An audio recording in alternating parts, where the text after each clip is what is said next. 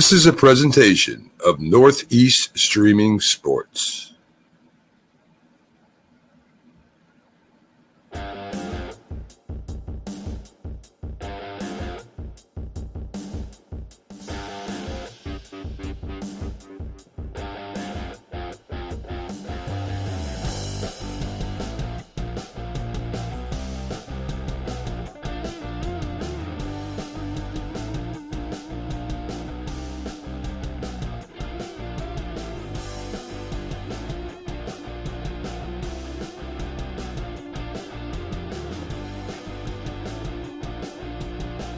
It just might be the greatest sports franchise in the history of sports. A place where legends are made, and there's always something to talk about.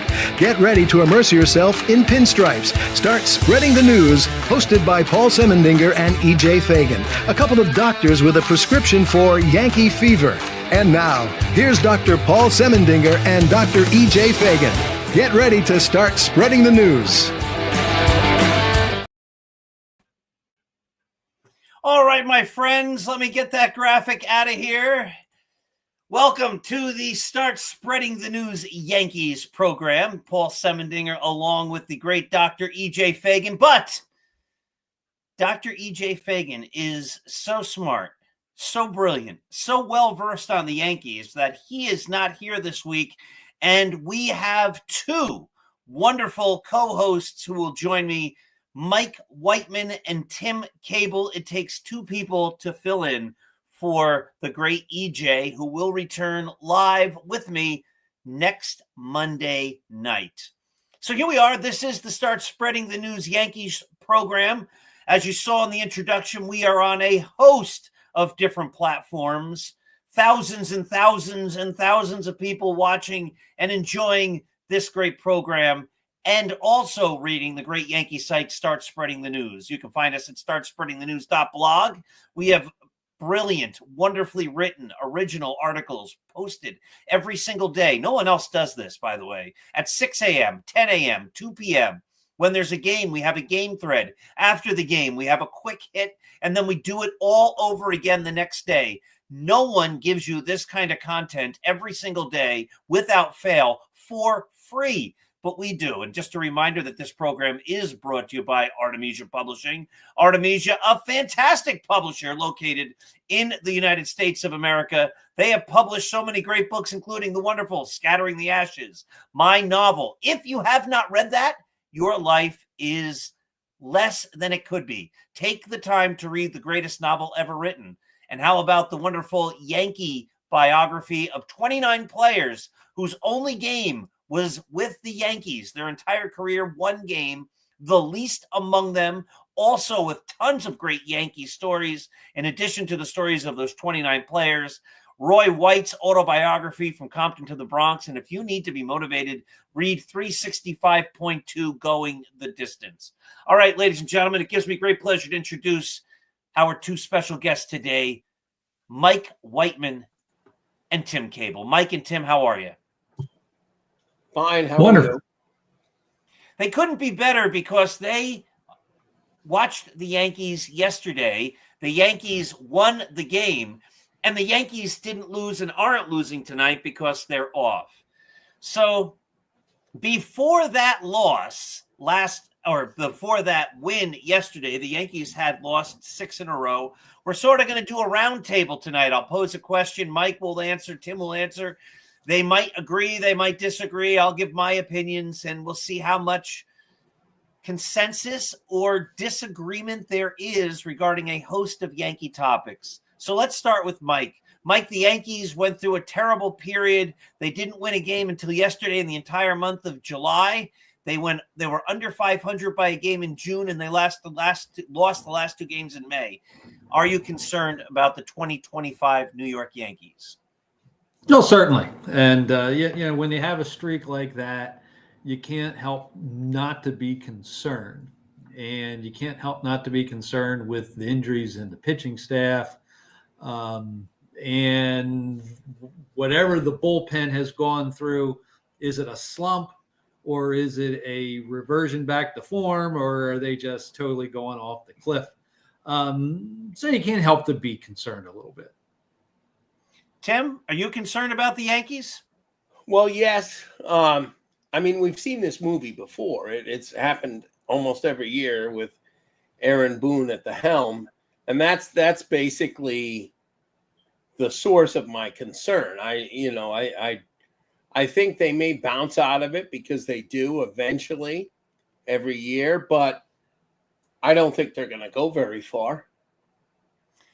So just want to say good evening to Sonia, our good friends at Prim and Proper Sports. It is such a pleasure to be programmed through your great program and your great connections, including Huddle Sports and Elite Sports. So good to see you, Sonia. Thanks for watching. Mike, do you think the Yankees are going to reach the playoffs at this point? Are they a playoff team? I think they will be a playoff team. They sure don't look like one right now. But, Tim touched base, and the point Tim made was about them bouncing back. And they have bounced back. Traditionally, they have bounced back. I think they've been in playoffs every season but one in the Boone era. I think they will bounce back, and I think they will be a playoff team. What happens then, we're not sure, but I think they will be. Tim, do you see them making the playoffs? I'm not sure. I mean, I think they could, but it depends on how deep the Boone swoon is. I mean, if they go right now, they're in second place. Conceivably, by tomorrow, they could be in third place. And if they, the further they fall out, that's more teams they have to climb over to make it into the playoffs. And then we're talking about the wild card. I don't know. I mean, 2 years ago, they didn't make it. So it's entirely possible that they won't. I'm going to push As of today, they are a playoff team. I'm sorry. I'm going to push Tim a little. Yes or no? Are they making the playoffs? I think they'll squeak in. And Mike, you think the same, right? Yeah. And again, as of today, as terrible as they've been playing, they are, if the season ended today, they would be a playoff team. Which is amazing. I've made the argument. I want to know if you guys agree with me, and you are allowed to disagree. Some people think you're not allowed to disagree with me. Of course you can disagree with me. I am right only sometimes. I mean, 99.9% of the time I'm right, but there's that one, small percentage point. Anyway, I'm not right that often either, obviously, just being a little bit silly. I have said over the last number of years that I don't think the Yankees try to be the best team anymore. They just try to be good enough to squeak into the playoffs. And the reason they're getting in is not because they're very good or even super good. It's only because the rest of the league is weak. Is that worth? Is that a fair assessment? What do you think, Mike? I think they do limit themselves, and they limit themselves in a way that those of us who've been fans for a long time are not used to. And so when you see teams like the Dodgers, particularly, they are about as all in as you can be. Are they good in basically, not so good competition? That's hard to tell. I mean, all they can do is beat the teams that are in front of them. And during the regular season for the past few years, they generally have. I think their percentage under Boone's like 580 or something like that. And I think it translates around 93 or 94 wins a season. So, that's about all you can do is beat who's in front of you. They seem to do that well enough in the regular season. Obviously, they haven't done it quite as well in the postseason. Tim, what do you think? Am I wrong? Am I barking up the wrong tree? Well, I think the approach that the Yankees take as an organization is let's be good enough. They try to do just enough where they think maybe we can win the World Series instead of trying to go that extra bit. And I think that's a problem. And as Mike just said, they're now, they can only beat the teams that are in front of them. But since the end of May, they haven't done it. And after they finished the Dodgers series at the end of May, first day of June, they played weaker competition that they should have really stacked up a lot of wins. And they were under 500 in June, as you said. They lost the last two games of May, and they, up until yesterday, they hadn't won anything in July. So this was a time for them to rack up wins, and they didn't do it. And they let teams like the Orioles, Red Sox, and Blue Jays believe that they can beat the Yankees regularly. They're So that terrible could be a against the problem. American So- League East. Yeah, they have a terrible record against. I think they have a losing record against the American League every year in the 2020s, and overall they have a losing record. Except I think in 2020 or so, one of those years they actually did really well. The other years they haven't necessarily against the East.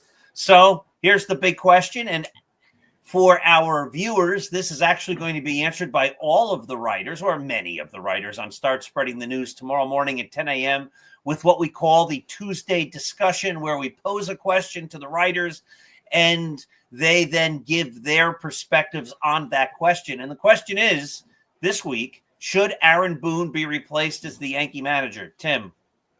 Absolutely.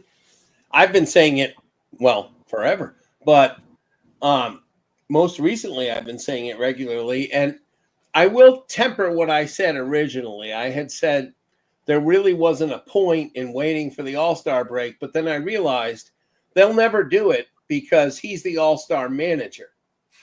And that would be a bad look if they fired him before the All-Star game. And I don't think the commissioner would be happy about that, because it would bring unwelcome attention away from the game and onto the Yankees managerial issue. But I think Wednesday of next week, he should be fired. Mike? No, I don't think so. Not during the season. I think you look at him after the season and you evaluate him, and if you need to fire him, you fire him. I looked into it a bit in terms of, does it work to fire your manager? You wrote during about the this season? the other day. And, Yankee fans, of course, we think Bob Lemon. Old guys like us, we think of like Harvey Keene back in 1982 with the Brewers. We think Jack McKeon with the Marlins. But I did some research, and roughly you're looking at a bit over 300 teams in baseball history have had exactly two managers. So now, there are some who might have resigned or something like that, but the majority of the changes are going to be from firings. And generally teams went, and I found that it was at hardball times, I think. And so basically you added about 2 wins. So a good team is still going to be a good team. A bad team is still going to be a bad team. I just don't think that it's worth it. I think, again, we've seen it work spectacularly a few times, but all in all, I don't think it's an effective strategy. So we have a disagreement there. Mike says Aaron Boone stays. Tim says Aaron Boone should go. I think most people know I was never in favor of the Aaron Boone signing. To me, it made no sense to hire a guy as the manager who never managed. Didn't manage a major league game, didn't manage a minor league game, didn't manage a college game, didn't manage a travel team game, didn't manage a little league game. I don't even know if he managed a game of Stratomatic, but they made him the manager. He never coached anywhere. Mike Whiteman, who, when we've played Stratomatic together, always wins, had a better record as a manager than Aaron Boone before Aaron Boone even started. And so anyway, I never understood the signing. I would say I'd love for the Yankees to bring in a manager who has some autonomy and ability to make great baseball decisions. I understand Mike's got the research in his favor on that one. I just don't think Aaron Boone's a great manager, and so I wouldn't mind seeing him go. But some people say, and this is an answer in tomorrow's Tuesday discussion, Aaron Boone is just taking orders from Brian Cashman and the analytics team and the brain trust, if you will. So if you got rid of Boone and you kept Brian Cashman, nothing would change. They would just bring somebody in who does the exact same thing Aaron Boone does. We have a number of readers who say that, and a couple of writers even for tomorrow sort of say the same kind of thing. And we've seen that in other news outlets over the years. So if Boone goes, should Brian Cashman also go? What do you think, Mike Whiteman? Well, and again, I look at timing.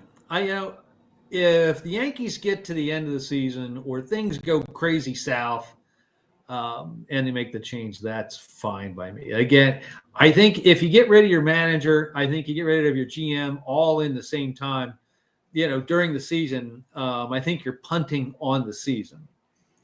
And kind of like what the Washington just did. So Washington's basically punting on the season earlier. I say earlier than, well, I guess it is almost the All-Star break. But I mean, they're basically punting on their season. So I think that's what happens when you do that. I'm not quite ready to punt now. Again, talk to me after the season. I might change my mind. Tim, you get rid of Cashman? No, because I think the players that he brought in, he was lauded for the moves he made in the offseason. And the fact that Cole, had to have Tommy John surgery. Clark Schmidt has to have Tommy John surgery. Luis Gil's been out. He brought in players. And Oswaldo Cabrera breaking his ankle. That's, they were there. Those things happen. So I don't think I would have more confidence in Cashman staying and trying to fix this and replacing Boone. Interesting. All right. I think Brian Cashman was a great GM. I don't know if he's a great GM anymore. As Andy Singer has said often as well, it's hard to discern what decisions are Cashman's and what decisions are Hal Steinbrenner's when he puts the brakes on spending, which at times seems arbitrary because you have periods where Cashman says, oh, we're not done. We are going to be whatever that thing was, the Death Star or whatever he said. What was that quote? Did anybody remember? Oh, boy. Whatever it was. Like, we are going to be. I remember what you're talking about, but. Yeah, I can't get the firm verbiage, I'm not sure, yeah. And whatever it was, and then the next thing you know, the Yankees do nothing else after that, which seems to me that he was ready to pull some deals and make some signings and improve the team, and somewhere it said, no, you're not spending any more money. So if you're going to do it, you got to do it without spending any more money. All right, let's move on to some players. Paul Goldschmidt came out of the chute like gangbusters. He was crushing everything. And he really hasn't hit for a little over a month now. Is this an indication that age has caught up to him? Should he be starting? Should he be platooned? Should the Yankees think about trading him? Maybe you could move him for some pieces to help solidify the team in other areas. What are your thoughts on Paul Goldschmidt? We'll start with Tim. Well, I think he has faded a bit, but I would let him play, but I would do it more judiciously. In other words, if there's a tough right-hander or, a right-hander you think is going to give him a problem, then you bench him and play Rice.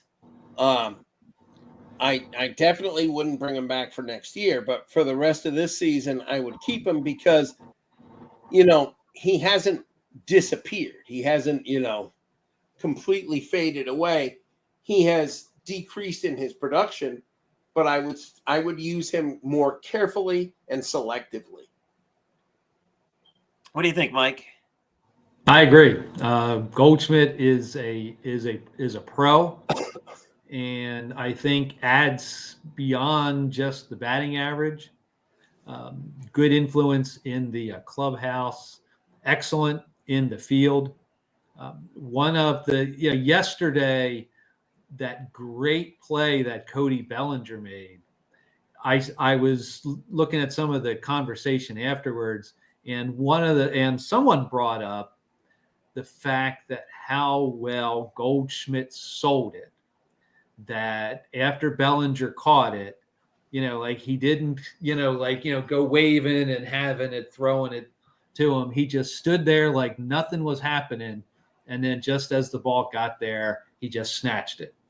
And so the point that they were making was that, maybe that kept Lindor from running back quite as fast as he would have. Maybe not.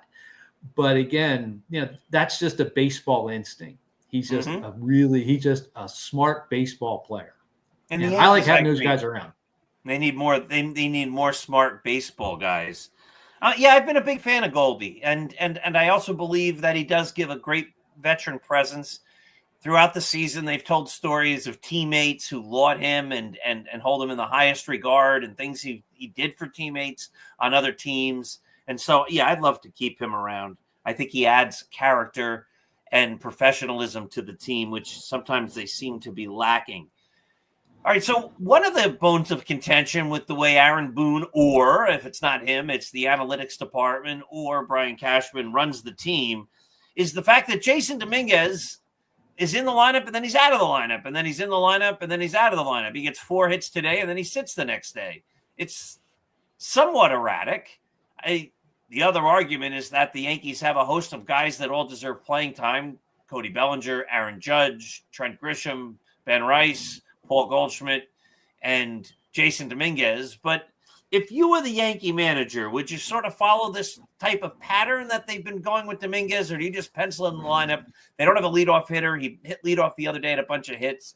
You just say, you're our leadoff hitter for the next however long it's necessary, and you're going to play every day because you are our young, hopefully, superstar. What do you think, Mike? Well, I think it's hard to argue with some of the results because, kind of like you said, there are more players than there are positions when you look at between the outfield, first base, and DH. I think you had 6 players for 5 spots. Then you add Giancarlo Stanton to the mix.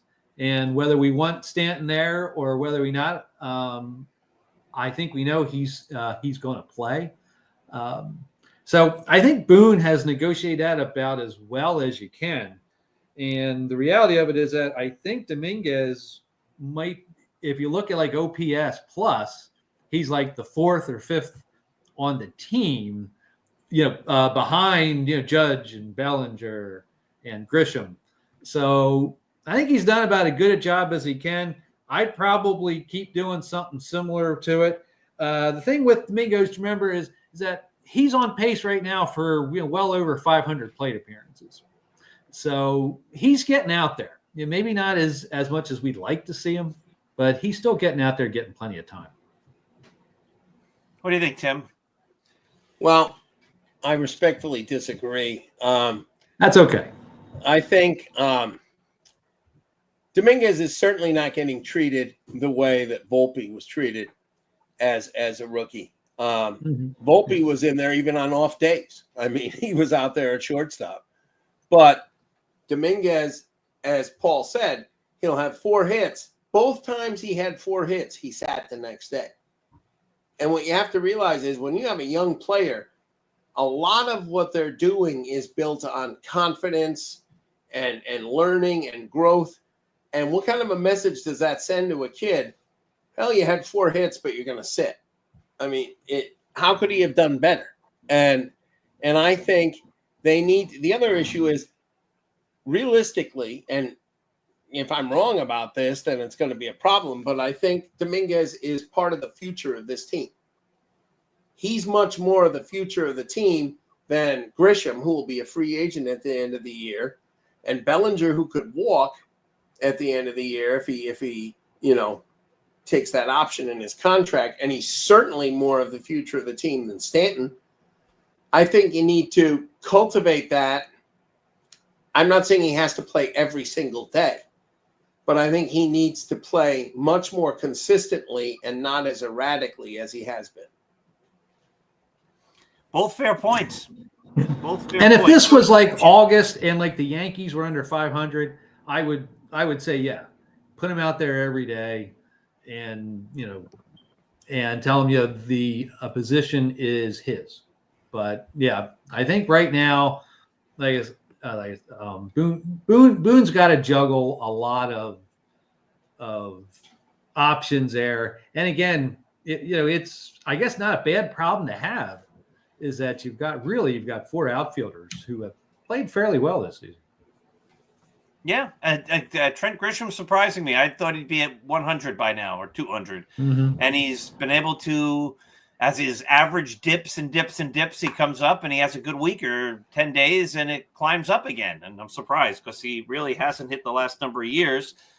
But the argument is that's sort of a lose-lose for Boone, I guess, because if the argument is you don't play Grisham, then how do you not play a guy who's hitting? And if you play him, and he doesn't do well because you're playing the hot hand, then you say, oh, why is he playing this guy? He stinks. It's sort of like you can't win with that.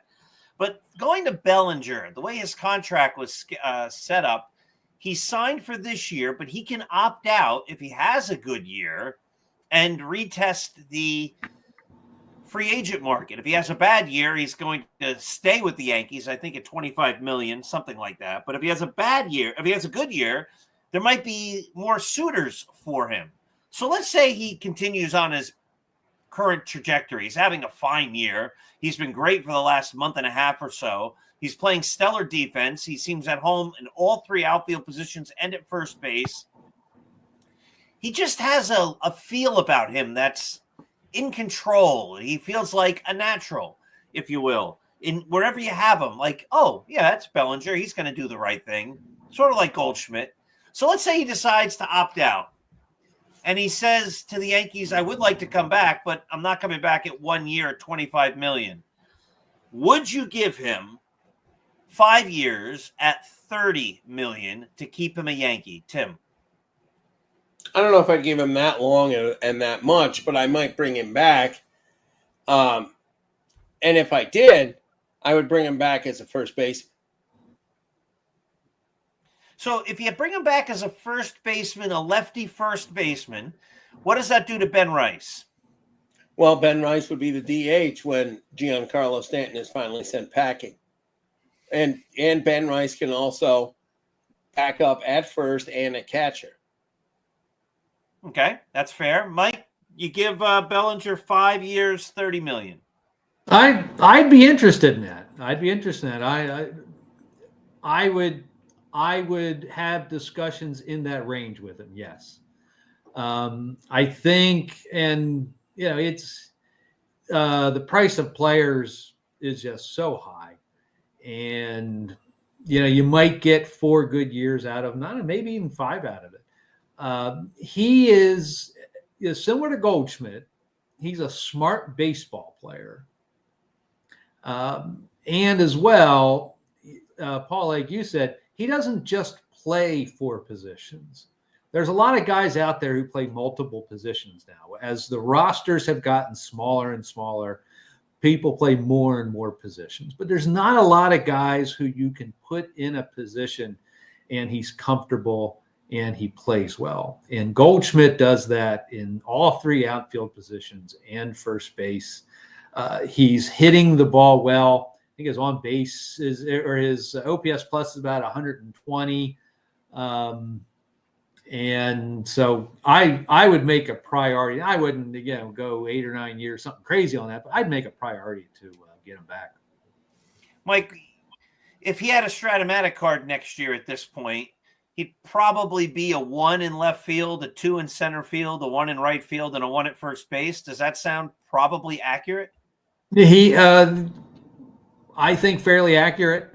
He would certainly score high at all positions. And as you know, from managing Stratomatic, we've both done it for about 40 years of our life, I guess, if not more. That's a pretty valuable card to have. I suspect he's a pretty valuable player for Aaron Boone. Yeah. All right. Good stuff there with that one. Tim brought up the Yankee shortstop, Mike. Anthony Volpe.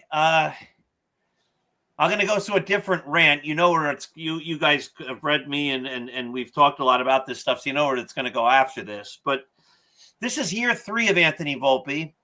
he was pretty good his first year, won a Gold Glove. Last year, there were some concerns. He didn't walk enough. He sort of seemed to try to sell out he had less power last year. This year, all of a sudden, he's not hitting really for power. He's not hitting for average. He's not stealing bases. His defense seems to have gone backwards. He's making poor decisions when he gets to balls. He's throwing to the wrong bases. He's throwing to bases when the guy's already safe or whatever. It's really been a disaster for the last month or so with Anthony Volpe. Are you concerned that the real Anthony Volpe has showed up, or is this just a blip and he still is the Yankees shortstop of today and the future? What do you think, Mike? I'm not quite ready to give up on Volpe. Again, just looking at it from OPS plus, he's actually done a very, very slow increase. And so I looked 81 in his rookie year, 86 last year. Even as bad as he's been hitting lately, he's at like 94 OPS plus. So there's a little bit of improvement there. His regression in the field is of concern to me. He has to field elite to be able to carry an OPS plus of less than 100. So I am concerned about that. I'm not quite ready to give up on him yet, but he does not get he doesn't get forever with me. Yeah. Tim, what do you think? Well, the question I have with Volpe is he not coachable or is he not getting coaching? I don't know what the answer is. I suspect he's not getting a lot of coaching because I think there are things that may be fixable with him, but I don't know if we're at a point where we're beyond that. And maybe they need to make a move. I suggested the other day that if they could, because it looks as if Bo Bichette's going to be a free agent and leave Toronto, which means Toronto won't get anything for him. If Toronto was willing, you could maybe make a trade and give them the years of control with Volpe for Bichette and then try to re-sign Bichette. That would be a blockbuster. An in-division trade, the first and second place teams moving shortstops. That would be amazing. That would be fun. Well, remember years ago when the Yankees and Red Sox traded Don Baylor, I think it was from Mike Easler. Mike Easler, yeah, hit me in. And that was a big trade, two DHs. Basically switching. I'm Mike Whiteman. I'm thinking of a trade between the Padres and the Cardinals with two highly touted shortstops. Do you remember that one? Well, that was Ozzie Smith for Gary Templeton. And if you remember at the time, everybody thought that the Cardinals lost that trade because they were getting rid of Gary Templeton. Gary Templeton, when years prior, he was a really, really good hitter, and so you're right. That was looked at best a draw, but most folks were saying that the Padres got the best of that deal. Yeah, because I got Gary Templeton. Do you remember Gary Templeton? We never talked about that, Tim. Yeah, I remember him. I remember Shirley Temple. I mean, I go way back. Shirley wasn't much of a shortstop, though. And I remember Templeton the Rat from Charlotte's Web. Oh, but I do remember that trade. So, I mean, it has happened. It's not very common, but that would be something, an in-season trade. Yankee fans. I think. Yeah, go on. Oh, gosh. Yeah, I'm trying to think. Yeah, I'm just trying to think of like a precedent for that. I mean, Rocky Colavito was once traded for Harvey Keene, a home run leader for the batting leader. Yep. I remember when the A's traded Jose Canseco to Texas for Ruben Sierra. That was a big deal when it happened because both of them were at the time considered, pretty good. But gosh, I can't think yet. I mean, that'd be a real interesting deal. Well, how about, I know they didn't it wasn't a superstar for a superstar, but the Red Sox just traded away Rafael Devers. Yeah. After they signed him to a long contract. I mean, it could be done. Maybe, and again, the Blue Jays, if Bichette is a free agent, all they're going to get is a draft pick. Maybe they'd rather have Volpe. Volpe would be a good turf shortstop. Volpe would be a good turf shortstop, I think, because his arm's not the greatest, but all he has to do is just get that ball about 10 feet away from a first base. It just bounces right up. Just bounces there, right? And every hop is true on turf. Every hop is true. Mm-hmm. Yeah. Yeah, it's a fascinating. I can't see it happening. It's one of those things I just can't see it, but it would be fascinating. I think at the end of the year, if Anthony Volpe's defense doesn't improve in the second half, and if his OPS plus is still under 100, and he's not stealing bases, I think the Yankees are going to have to look at somebody else for shortstop. One of the things that Yankee fans tend to do is they immediately look to the next guy. And so everybody's now talking about George Lombard. Oh, well, if it's not Volpe, it's going to be Lombard. He's still in Double-A. But it just seems like, wasn't it just a year or so ago that everybody was saying Anthony Volpe was the great shortstop? And it wasn't just like a year or so before that it was Gleyber Torres. And wasn't it like a year before that it was Jorge Mateo? And it just seems like the goalpost is always moving. This is the guy. It's not the guys. But that next guy, I know we've been wrong about the last 73 guys, but this guy, he's the real deal. And then when he's not, they just go, well, it's the next guy. What's your thoughts? Is George Lombard the short-term answer? Is it just it's way too early to start anointing him as the Yankee shortstop of the future? We'll start with Tim. Well, first of all, I think a lot of the, when Volpe came up, he showed a lot of promise. He just hasn't progressed that much. And he's regressed in a lot of areas. And look, Gleyber Torres, he's an all-star now that he's with the Tigers. So, I mean, maybe you have to look at what the manager and the coaches are doing on the Yankees. But as far as George Lombard Jr., he's only 19 and he's in Double-A and he's doing well in all areas, but he's not really hitting the cover off the ball yet. He's probably the youngest player in the league, or one of the youngest players in the league. So I think he definitely has a lot of potential. And look at a lot of people were ready to write off Spencer Jones, and now he's in Triple-A, and he missed quite a few games, and he has 20 home runs, and he has an OPS over 1,000. So, I think that Lombard, I don't know if he'll be the shortstop, but I think he'll be somewhere. Interesting. What do you think, Mike? Yeah, I'm not sure that I'm counting on a Lombard anytime soon, but that's one of the interesting things about baseball is that there's always that prospect. There's always that young player who is in the minors who, fans of the team says, that guy's going to be great. That guy's going to be the next guy. That's something that you don't see in like basketball or football or maybe hockey to some degree, but you just don't see that in other sports, the hype. And Paul, you said it right. If Lombard isn't the one, by golly, there's someone either in Single-A or maybe not even on the Yankees yet who will probably get up into that acclaimed prospect, great hope for the future guy.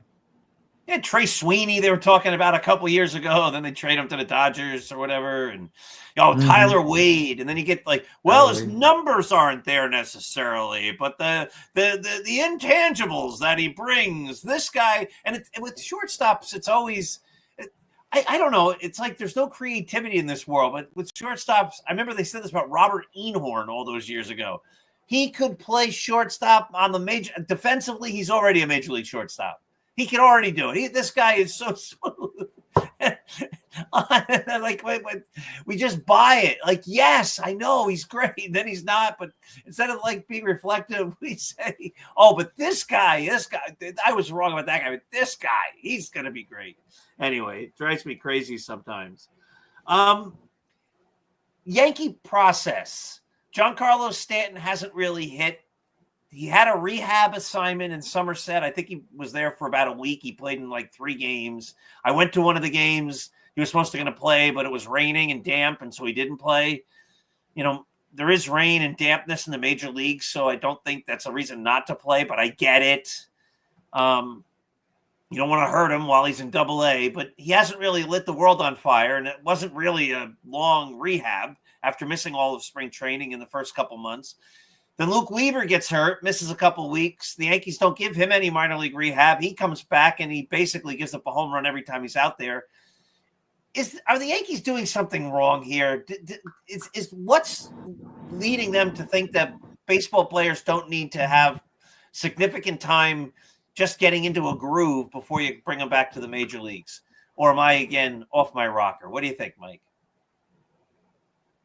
Yeah, I mean, I was surprised, especially when Weaver didn't, even have like an outing, down in the minors.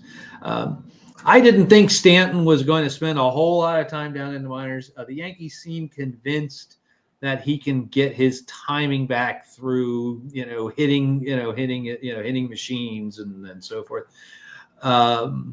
With regards to Weaver, I think the velocity and everything looked good, but obviously he's not hitting his spots right now. And I was scratching my head a bit and said, well, why wouldn't you give him an outing, 2 outings, or something like that, and then bring him back?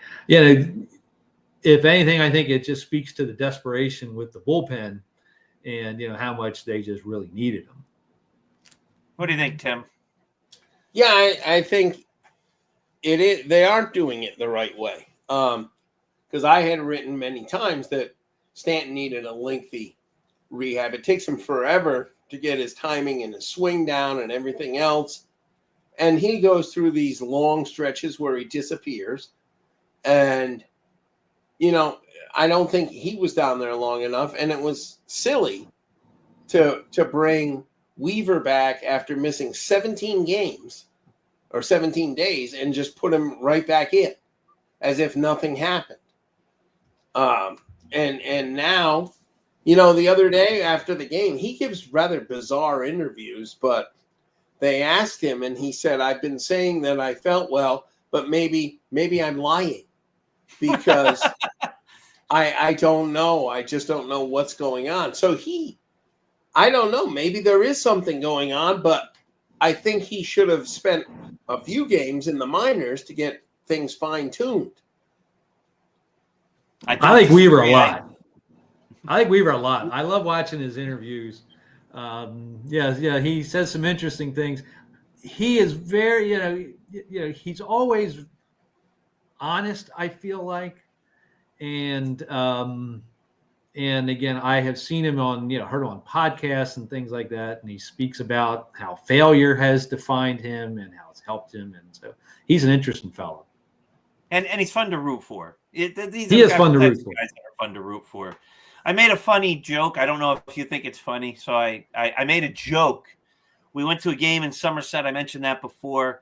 And in Somerset, that's the Yankee Double-A team. And they've really embraced being so close to New York. And it's the place where the players go when they need rehab. And there's a big display of some of the history of the team. It was managed by Sparky Lyle for a long, long time. And there's a picture of Sparky Lyle, and it says that he's the manager emeritus. He will always be the manager of the team, even when he's not the manager, type of thing, like a professor emeritus who retires but still holds his title at a college. And then there's another board where they have a list of all the players who are rehabbing there, all the Yankees who have rehabbed with Somerset. And it basically says, like, I'm making the years up because I don't remember exactly, but basically it's like 2022, Giancarlo Stanton, 2023, Giancarlo Stanton, 2025, Giancarlo Stanton. So I'm thinking that maybe when his career is over, he'll be the rehab player at Somerset Emeritus.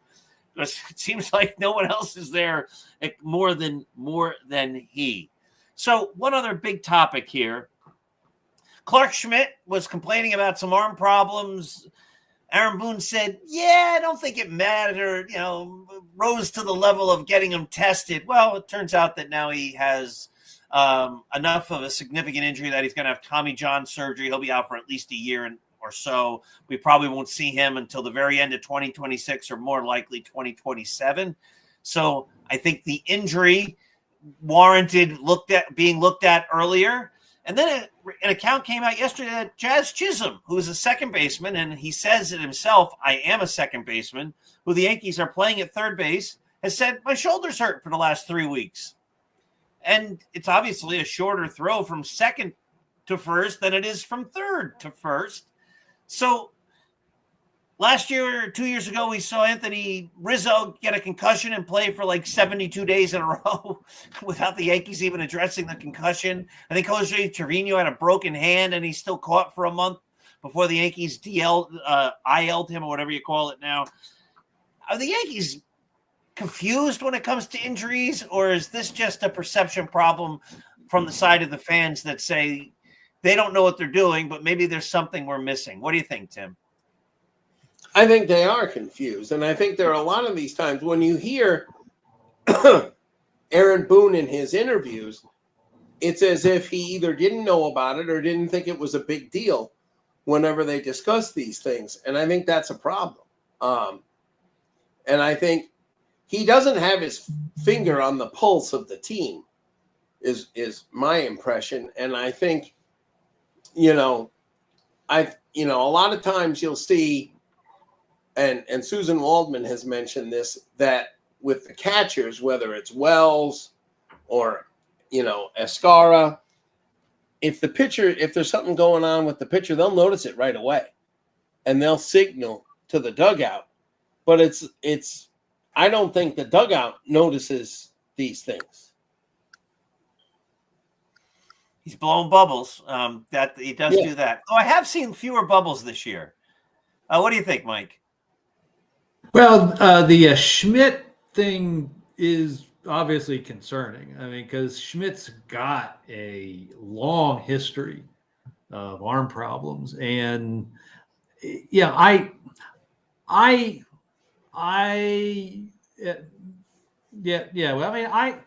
what I'll say is with Boone, and again, Boone. I don't think Boone just kind of sits on stuff. I think Boone pulls in the trainers. I think pulls in the medical folks. I think pulls in for all those. But when I hear Schmidt saying, or hear it wasn't Schmidt. I don't know, maybe it was Boone saying, he had problems loosening up or recovering from starts. I thought I heard something similar to that. Was it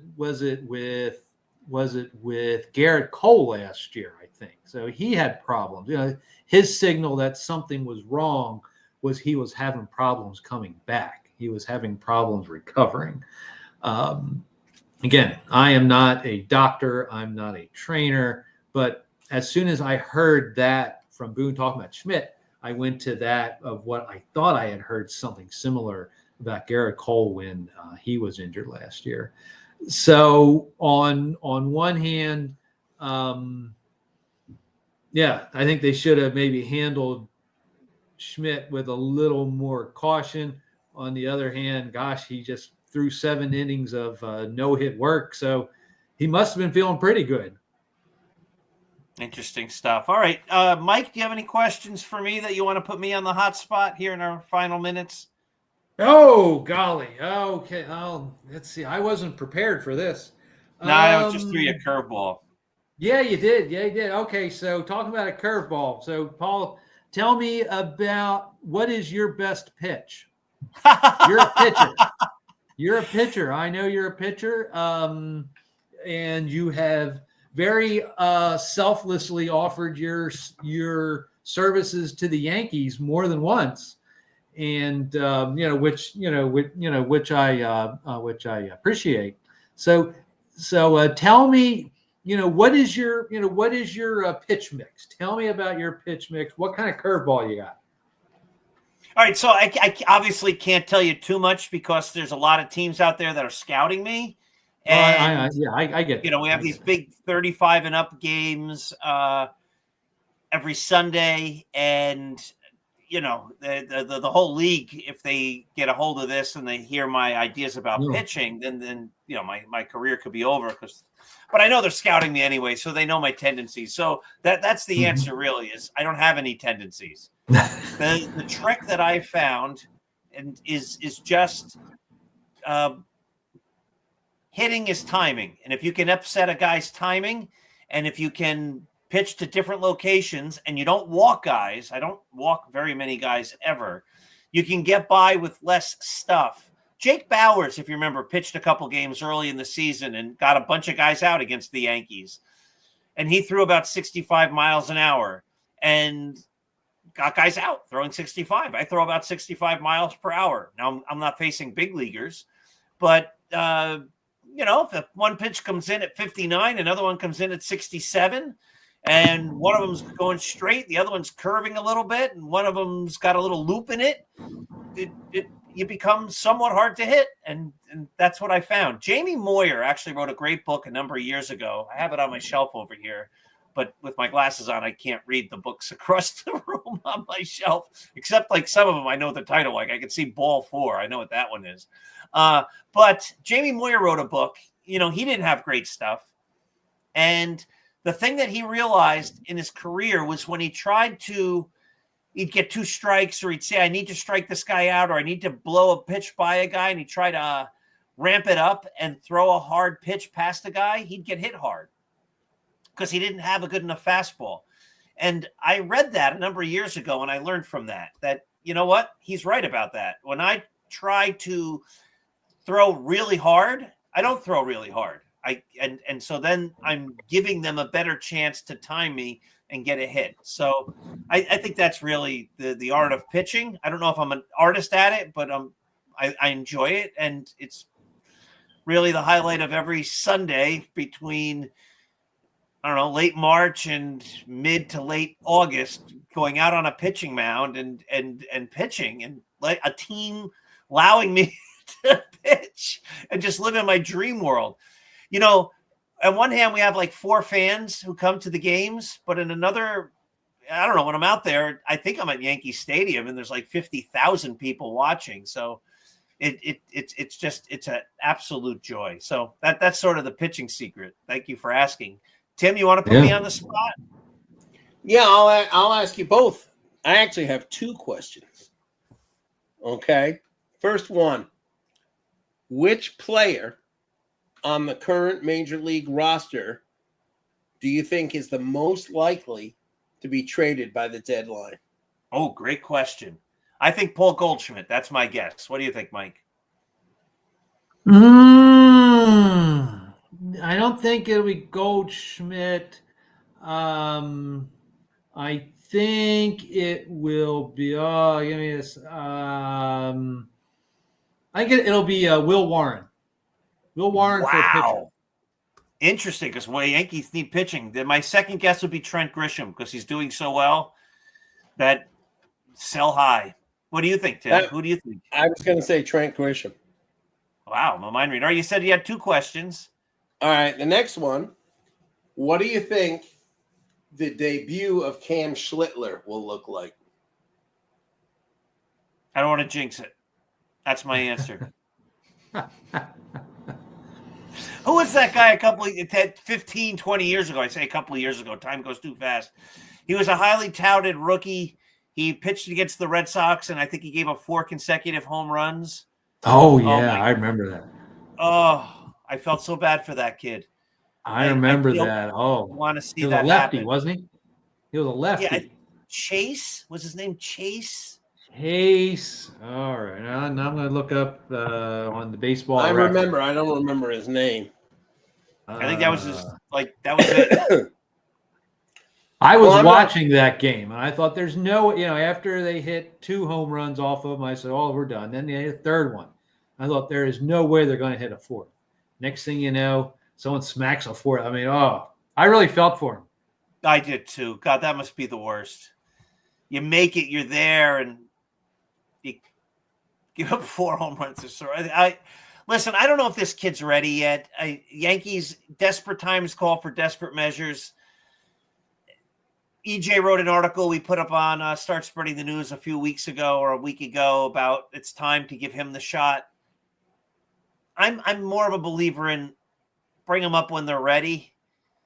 It's the same reason I didn't want Volpe batting leadoff his first year and things like that. Let him bat ninth. Let him acclimate to the major leagues. I don't even know how to say his name. Schindler. Schlittler has only been in AAA a very short time. I would let him percolate. I don't want to see the Yankees lose, but I don't want to see them wreck a young kid by bringing him up too soon. Mike, what are your thoughts? Yeah. By the way, Chase Wright. Chase Wright. I was looking it up. I think it'll be a line of about 4 and about a third inning pitch and a couple of earned runs and like 8 strikeouts or something like that. I think he'll do well. It's his debut. I think he'll throw a lot of pitches and then they'll go get him after about 80 pitches. It'd be nice if he did like that fellow with the Brewers. That fellow with I forget his name there, but that guy with the Brewers, I think, what did he throw, like 10 hitless innings in his first 2 starts or something crazy like that. What was his? Let's see here, Mizorowski. So I would love to see something like that. Let's hope so. Tim, what do you think? I think he's going to do well, and I think I'd rather see him than Carlos Carrasco. Again, I don't want to see Carlos Carrasco either, but I don't want to wreck this kid. No, but I also think if they talk to him appropriately and let him know, in a way that, you're still in our plans no matter what happens. Just go out there and give it your best and, take it as a learning experience. I think maybe he'll do well. And if he does well, who knows? I mean, last year, Will Warren was not great. And this year he's evolved into a pretty good pitcher. True.